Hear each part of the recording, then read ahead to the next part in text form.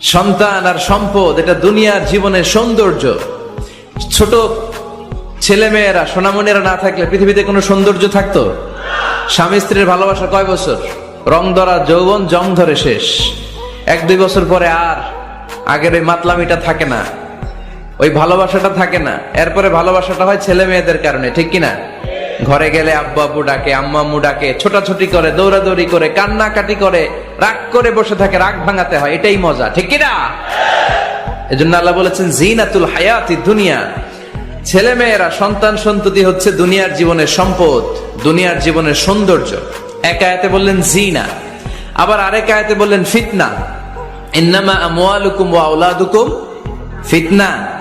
তোমাদের সম্পদ, তোমাদের ছেলে মেয়েগুলো যেমনি সৌন্দর্য, আবার অন দা আদার হ্যান্ড তারা তোমাদের জন্য ফিতনা। কারণ এই সন্তানের মুখে খাবার তুলে দেওয়ার জন্য অনেক বাবা হারাম পন্থা